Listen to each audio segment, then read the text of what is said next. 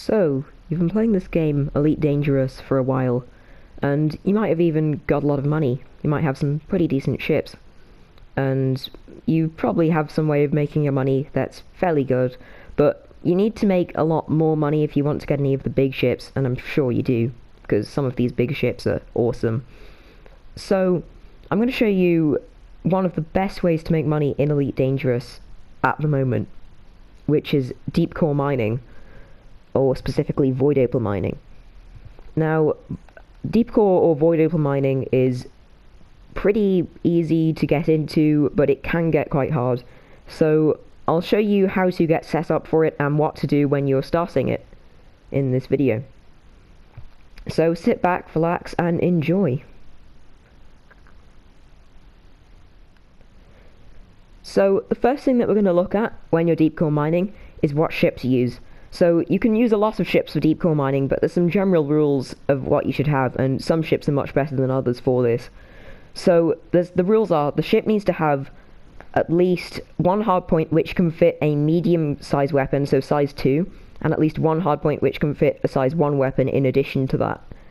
So what we're going to need to do is find a ship that can use that. So we're going to have a look through the list right now. So the adder, which isn't here, can actually fit enough stuff to do Void Opal mining, but it's just the internal space on it is too small. So I'd honestly recommend for Void Opal mining, if you want to start it, you'll want to get at least 15 to 20 million and buy an Asp Explorer.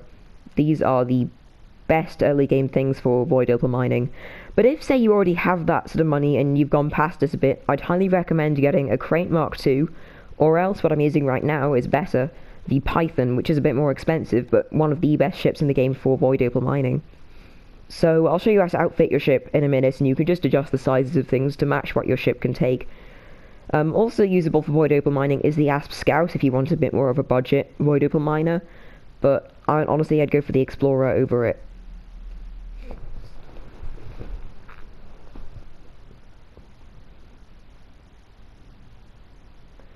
So now we'll have a little look at outfitting our ship for Void Opal mining. So first of all, we'll look at the hardpoints that you're going to need. So what you're going to need is at least one seismic charge launcher and at least one abrasion blaster, but I have two just to speed things up a bit. You don't need two, one is enough to do anything really, but I'm taking two to make it a bit faster. And you'll also definitely need the seismic charge launcher. Now you won't need any of the other mining tools. You will not need the mining laser or the subsurface displacement missile. We do not need to use those. So next we'll have a little look at the utility amounts, which is all that we'll need is just one single pulse wave analyzer. Now buy as good a class as you can with this.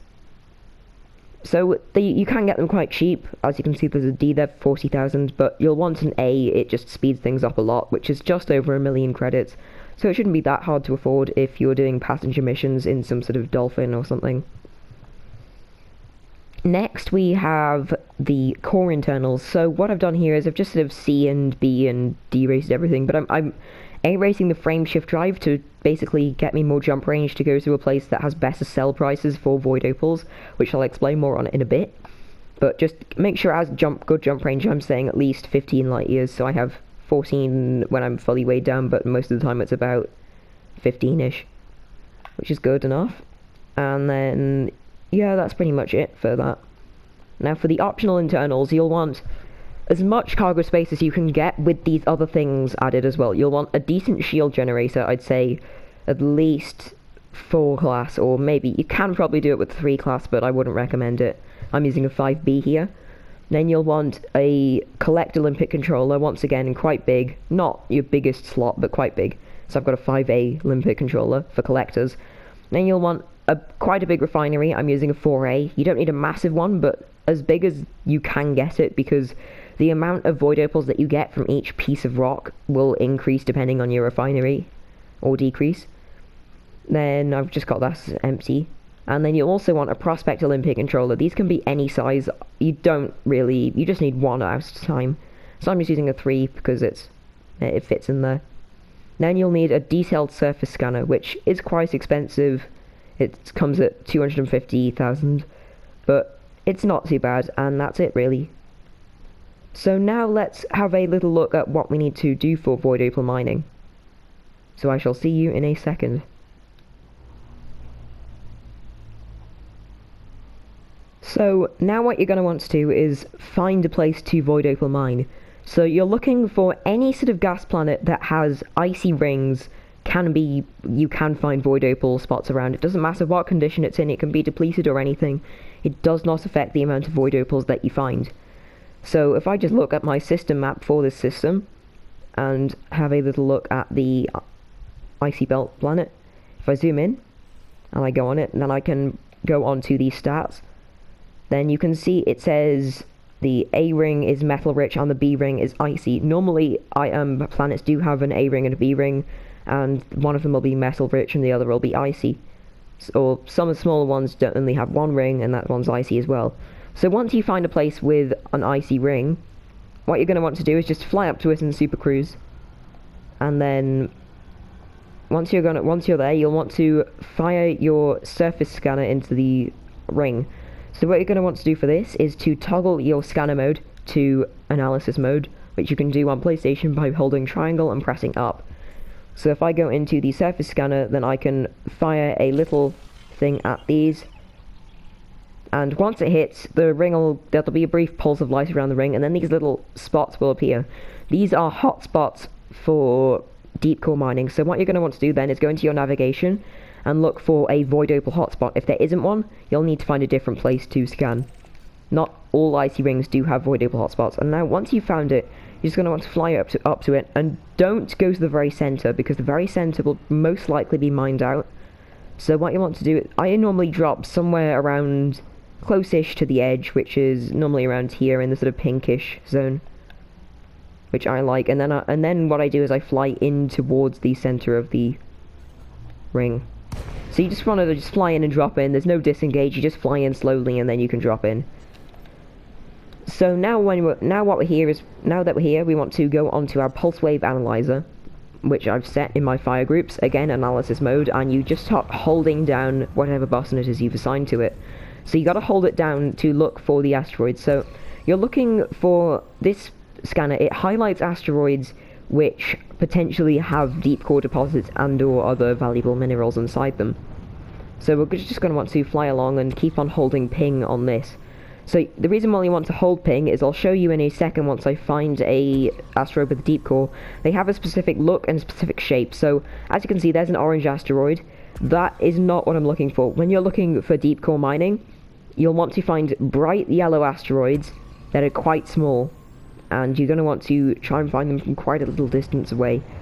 So you're just going to want to keep on holding the scanner, and the reason why you hold it is because it shows you extra information about the asteroid if it's deep core mineable, which is black and green dots on it. So you're going to want to keep on looking for a deep core asteroid until you have found one. So you just want to boost along in a straight line and look for them. Also, what I'd advise is for you to turn on your night vision, which is triangle and left bumper on PlayStation, which helps you see all the asteroids if you're in a dense cloud of fog. So I'm just going to fly along here and keep on scanning for asteroids. I will be back once I have found one.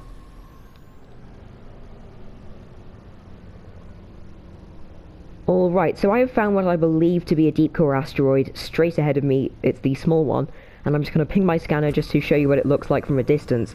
So it could look a bit orangey reddy from a distance, but as you get closer, it starts changing colour, slowly, getting towards a more bright orangey yellow colour. So they look fairly circular, maybe a little bit oblong, like this one. And I think all the Void Opal ones have the same shape, so you're going to want to look for ones that are this shape. So as you can see now, there's little green and black spots starting to appear on it as I get closer. As you can see. And now, as we fly closer, you'll just want to keep on pinging the scanner until we get very close. And yes, I think it's a deep core asteroid because of the black spots and the green, and because of the yellowness. So now that we've found the asteroid, what we're going to do is fly up to it, and then if you haven't already got it turned on, I'd use your night vision and look for small cracks in the asteroid surface, such as this one here on this little bright part of the asteroid. As you can see, there's a little crack in the asteroid surface, and that means that the asteroid does have a core. That's certain. So now what we're going to do is we're going to load up our prospector limpets. And at this stage, I hope you grab limpets back at the station, because if you didn't, then, well, I'm sorry. So we're going to fire a prospector, not a collector. You're going to want to use a prospector. You're going to want to fire it into the asteroid. It's going to land there. And as you can see down in the bottom, on the bottom left, it says core detected void opals. That's what we are looking for. So we're going to look for... Now it's highlighted all of these things called asteroid fissures. Not this, not that. You're going to want to look for that. They appear as little symbols that are little cracks in a surface of a circular thing. So as you can see, when they're facing you and when there's nothing between you and them, they turn blue, or they're grey if they're not facing you. So now let's go into our contacts list and look at all the asteroid fissures. So this one is a low strength, and we have an average.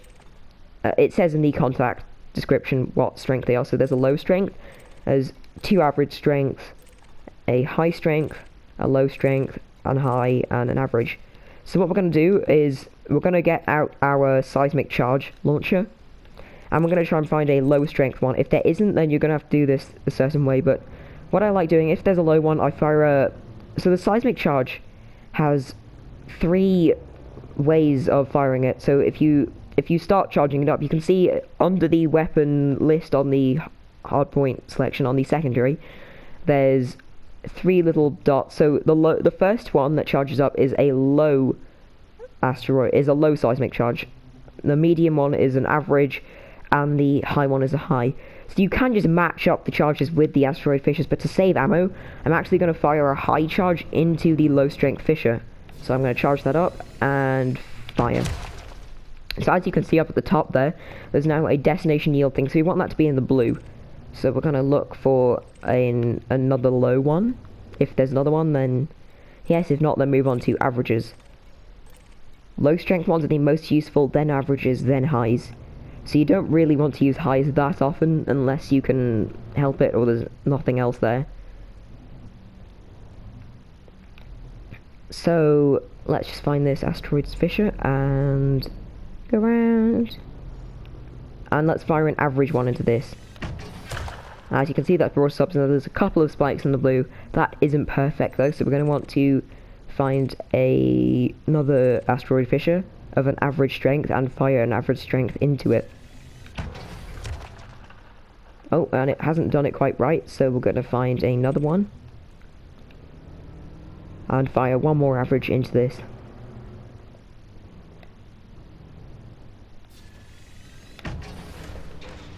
Oh, and I've missed. So as you can see, the charge just pings off harmlessly if you miss, which is fine. And I've missed again. I'm a terrible shot. There we go. And as you can see, it says optimum yield range exceeded, yield forecast poor. So what you want to do then, we've gone too far, so we're going to do disarm charge on this one, and then find a different one. So we're going to find an average strength, and once that disarms, that's going to destroy that fissure, but there will be more fissures probably to do them. And shoot, we only have 20 seconds, so let me fire a low into this, and now run. So what you want to do is put full pips into systems and fly away to a fairly safe distance, because this asteroid is about to blow up. Where is it? There we go. Okay, so it didn't hit our shields that time because we were too far away, but if you want to stay quite close, you do need some good shields to survive it. So now, once we're close, we just want to start firing out all our collectors.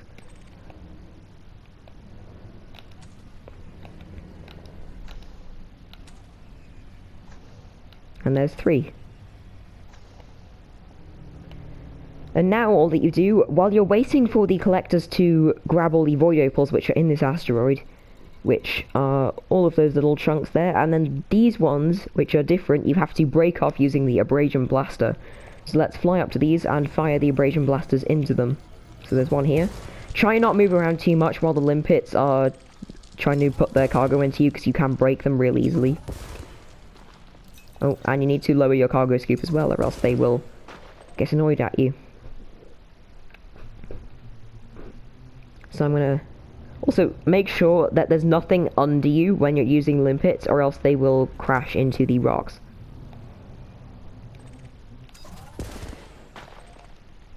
So as you can see with Void Opal mining, there's not much risk to your ship or any like insurance risk. So yeah, you're quite good if you're using Void Opal mining in terms of risk.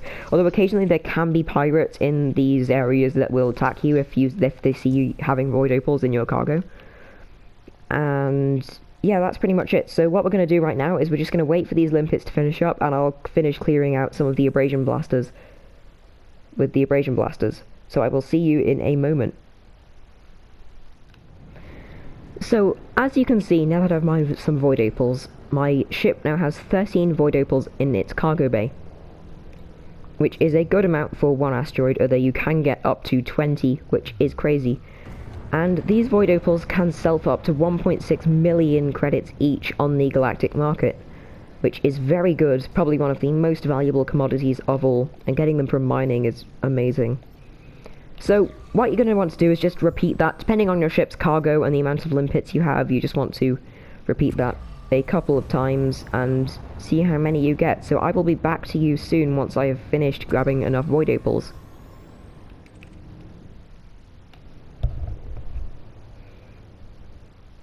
Okay, so just to tell you something that I didn't before, if you are waiting for your asteroid to blow up and you finish the charges and you have plenty of time left, you simply just go to your contact, find a fissure that has a bomb on it, then click detonate now, and it detonates all the charges that are on the asteroid and blows it up, and it cuts down the time instantly.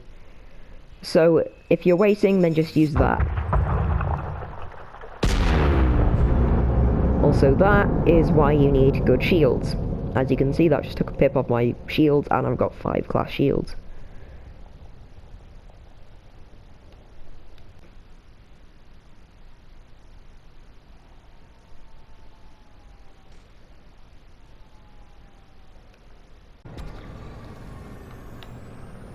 Okay, so here's another reason why you'll want strong shields for Void Opal mining. If you're like me, I've just found another asteroid with Void Opals, and a pirate turned up and started shooting me because I already have Void Opals in my cargo. So all you want to do is put full pips into shields and just wait for the police to come, because they will, and they will kill the guy. Because, I mean, you don't have really a hope of killing it if you're just using mining weapons, so... And I don't really want to run away from a nice Void Opal asteroid, so... What I'm going to do instead is just turn around, completely ignore it, just put full pips into shields and wait for the police.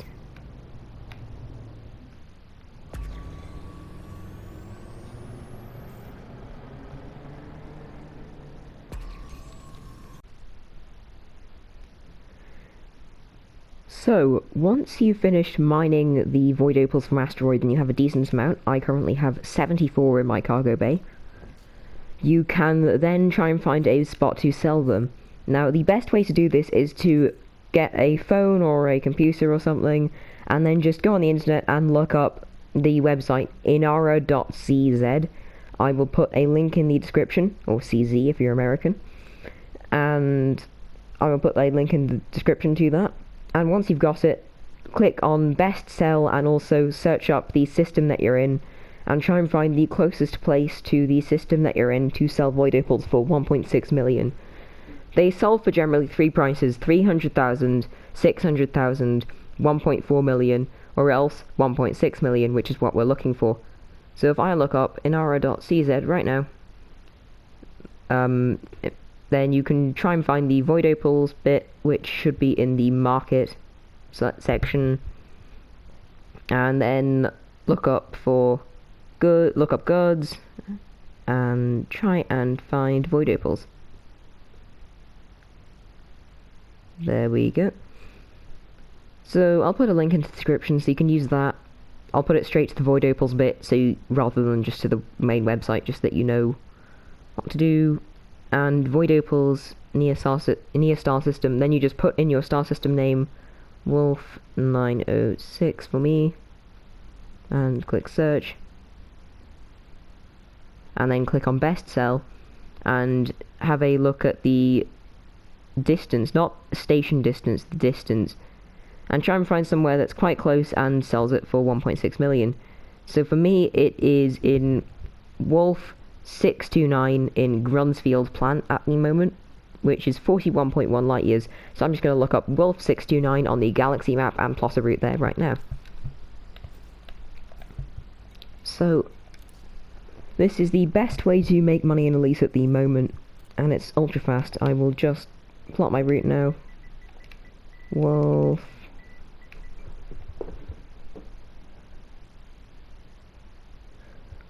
629, okay.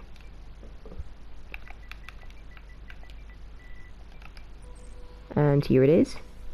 And let me just plot a route that is a couple of jumps, but there's a way to get further. So if you're not short on money and you have a bit of money to spare, you can jettison all your limpets. But you can abandon them all in case anyone ever runs after them. So your ship starts venting out all these limpets into space, which is sort of cool to watch.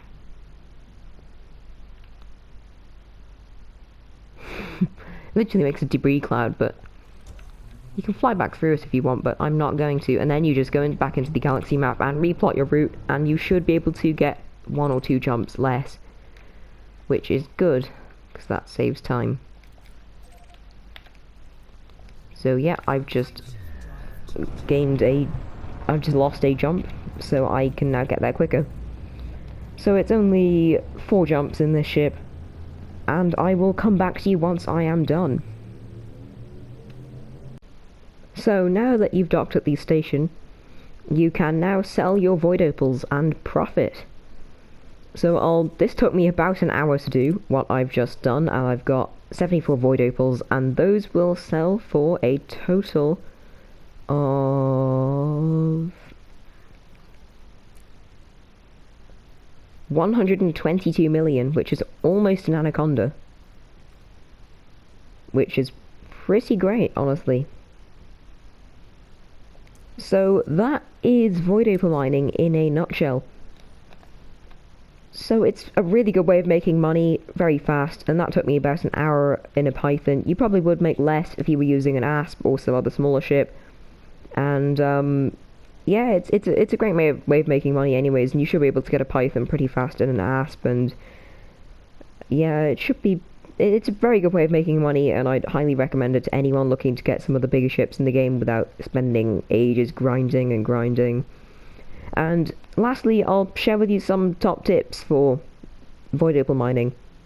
So my first one is get some music. No matter what you're playing on, PC, PlayStation, Xbox, whatever, just get Spotify, it's free, and just there's brilliant tracks that people have, there's brilliant playlists that people have compiled for Elite Dangerous, and honestly it just really helps to stop you from getting too bored, because Void Opal mining can get very boring, and music often does help with that.